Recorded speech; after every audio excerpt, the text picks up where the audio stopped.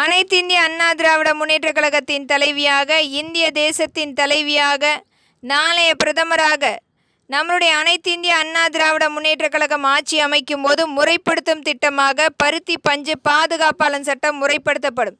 இச்சட்டத்தின் கீழ் பருத்தி பஞ்சை விவசாய மக்களிடத்திலிருந்து அரசாங்கம் நேரடியாக விலை நிர்ணயம் செய்து கொள்முதல் செய்வதற்கான திட்டமாகவும்,